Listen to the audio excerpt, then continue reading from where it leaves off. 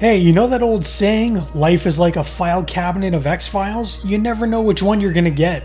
Wait, I don't think that's how that goes at all. Anyways, today fellow X-Files, we're checking out Musings of a Cigarette-Smoking Man, episode 7 of season 4. Musings of a Cigarette-Smoking Man lets us dive in and learn more about just who the hell the cigarette-smoking man is. Although knowing how much this guy lies, can we really trust it? The episode begins as cigarette-smoking man prepares himself for a lovely night of snooping and espionage. But who, pray tell, could cigarette-smoking man be going out of his way to spy upon? I don't utter another syllable until the CSM-25 countermeasure filter is activated. No electronic surveillance known can cut through the CSM-25. Yeah, the lone gunman of all people. You'd think CSM would get one of his hired goons to carry out work spying on these three knuckleheads. It is pretty funny that Frohickey refuses to talk until he activates the CSM-25 countermeasure, or the cigarette-smoking man countermeasure, and all CSM has to do is flip a switch to get around it. The lone gunmen have brought in Mulder and Scully because they believe they may know who CSM is and are ready to expose him. According to Frohickey, cigarette-smoking man was born August 20th, 1940, which kinda sorta contradicts The Field Where I Died, where Mulder claimed CSM was a Nazi soldier who killed Scully, who was Mulder's father. Oh god. With no surviving family, he became a ward of the state, sent to various orphanages in the Midwest. Poor CSM lost his parents before he could even utter his first words. Are they trying to make me feel bad about this monster? Around this time, he sort of just disappeared until the early 1960s. Why don't you just go see the movie? I'd rather read the worst novel ever written than sit through the best movie ever made. Oh great, CSM's one of those novel is better than the movie snobs. I mean, it's usually accurate, but you can do both. CSM gets called away, but not before Mulder, that's Bill Mulder, yes, Fox's dad, shows him a photo of his 1-year-old son who just uttered his first word, which was JFK. I'm surprised it wasn't trust no one. Also, CSM and Bill both look a lot different than the last time we saw them. CSM is brought before his superiors and grilled on if he had any connection to various military actions over the years. I feel like you really need to know your history in order to get what they're talking about here. Something I'm definitely lacking. Cigarette? No thank you, sir. I never touch them. Doesn't want a cigarette? Are we sure this is even the cigarette-smoking man? CSM was basically called in because his father did some shady things and was executed for them. But like father like son, they know CSM has that same capability and want him to take part in some covert operation. Everything about him will be expunged from record. It'll be as if he never existed. But what is this covert operation they want him to undertake? Well, just the elimination of JFK, so nothing too big. CSM doesn't even hesitate to ask if there's a cover story. I mean, he's already all in on this thing. They tell him they've got a patsy and everything is taken care of. You shouldn't smoke those, Lee. I'm reading studies that say they can kill you. Who knew he used to be so anti-smoking? CSM meets with one Lee Harvey Oswald, who hands Lee some curtain rods, and I'm doing finger quotes right now that you can't see, and informs Lee to hide the curtain rods on the 6th floor of the book depository. Lee takes said curtain rods and hands CSM a pack of cigarettes, but don't you do it. Don't you know cigarettes are a gateway drug? Meanwhile, at the book depository, Lee is hiding the curtain rods where absolutely no one could possibly find them. Well, maybe except for this guy, but luckily Lee works there, so he thinks nothing of it. Hey, it looks like CSM is bringing a curtain rod into that sewer.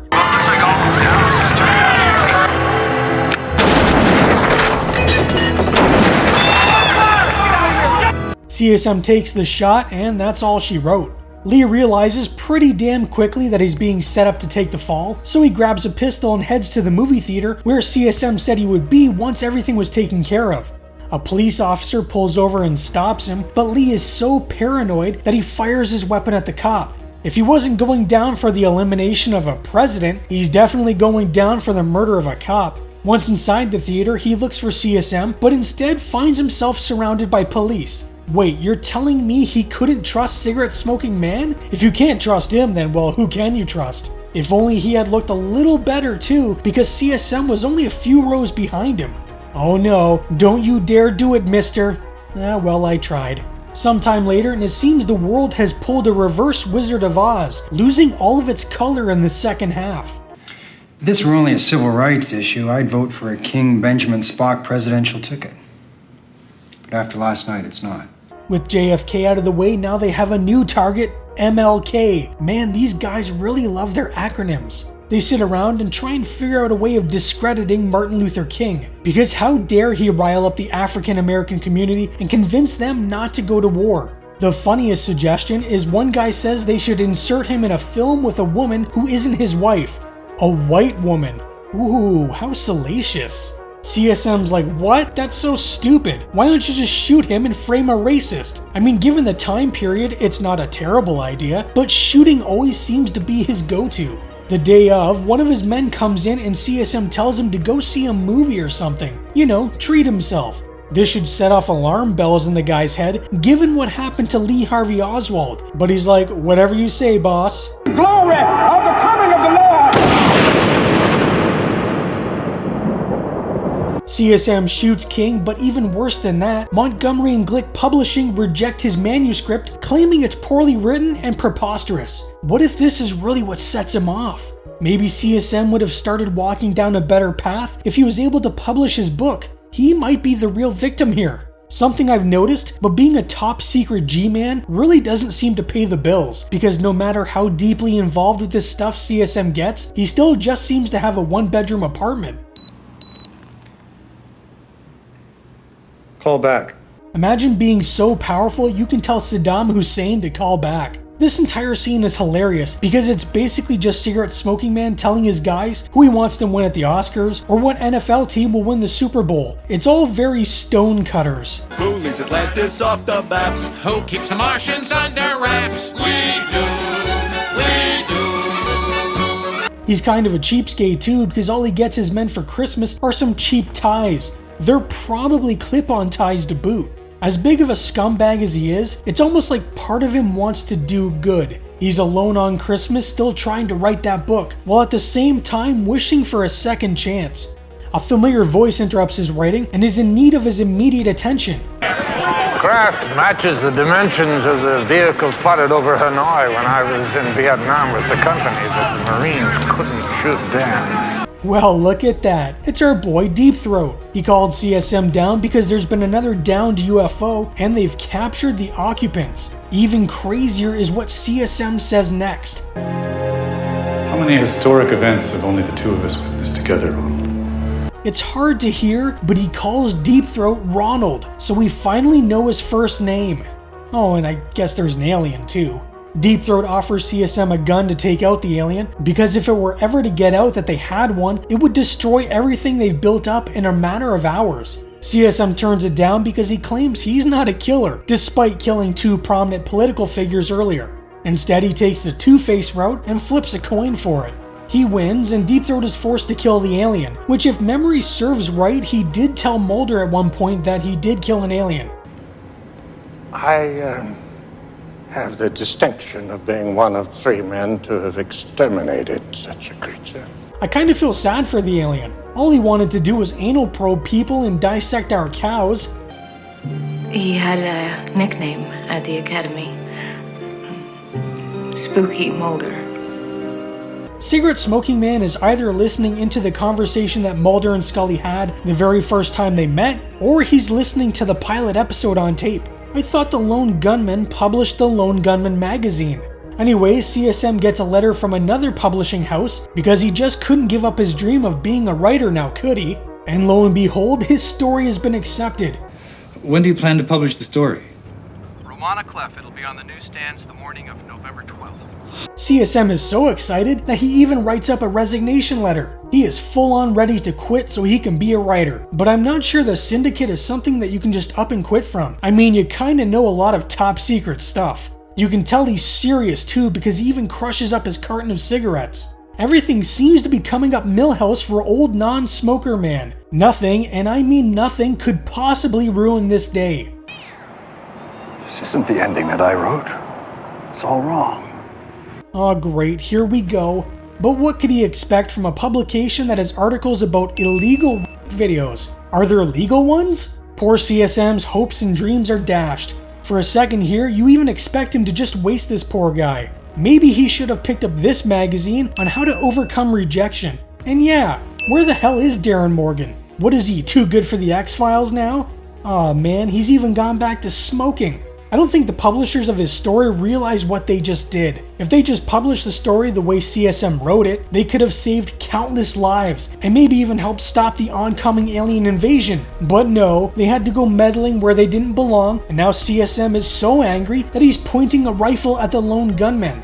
So far, this is based only on a story I read in one of my weekly subscriptions that rang a few bells. So everything we just saw was from a story Frohickey read in some magazine. How were we supposed to take any of it seriously?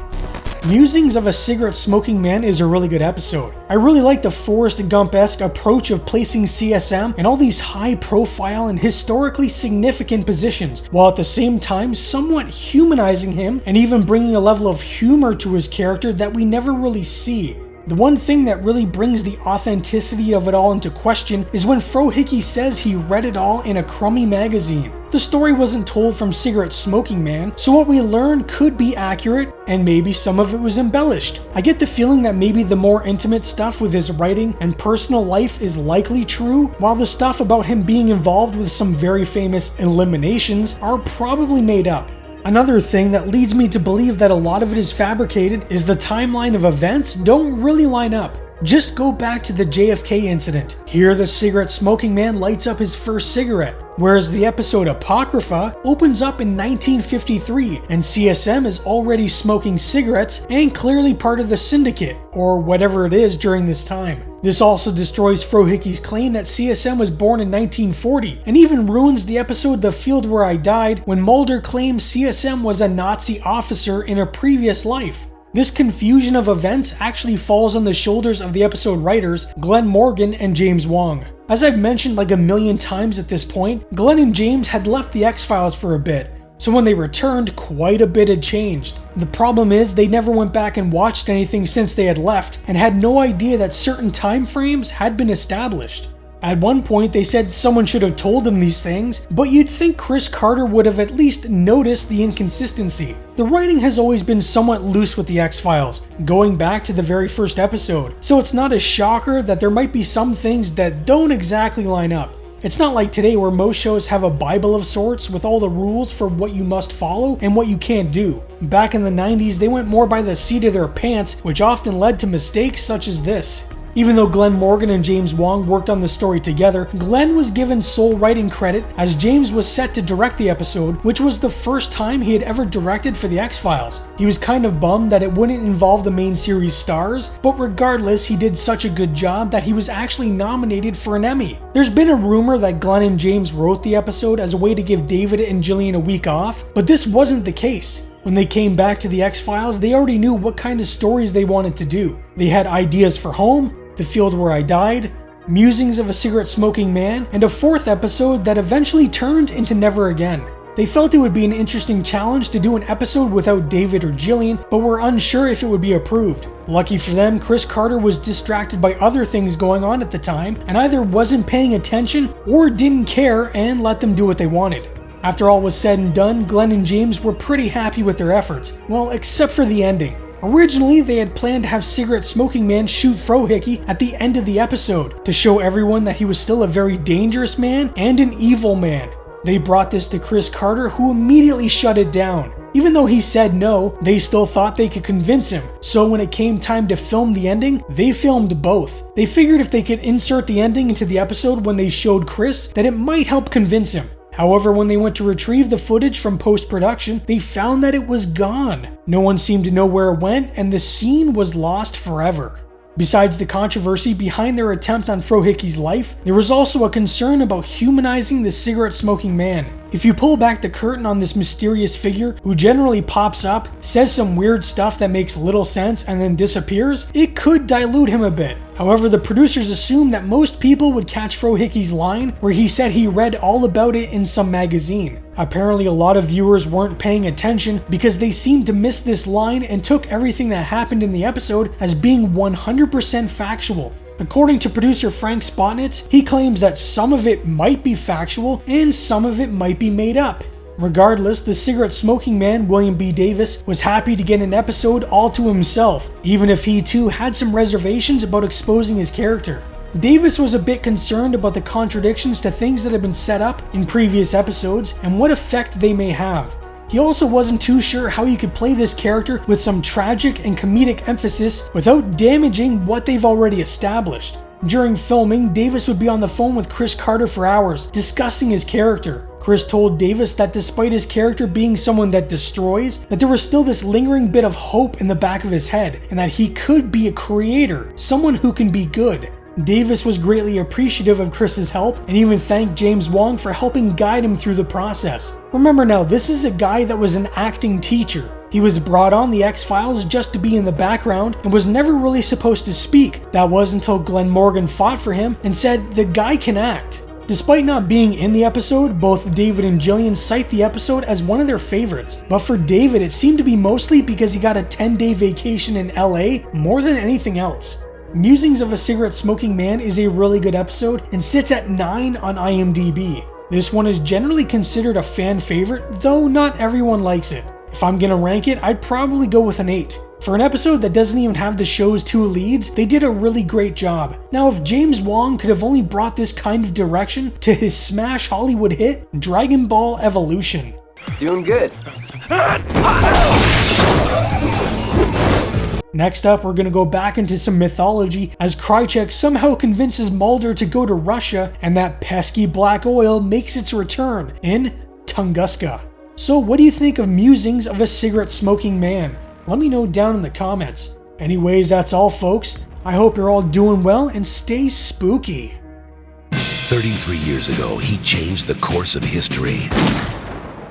This Sunday, the Rodney King trial's been moved to Simi Valley, just as you instructed. The truth about America's most dangerous man will finally be exposed. I can kill you whenever I please. The X-Files, a brand new episode Sunday at 9, 8 Central.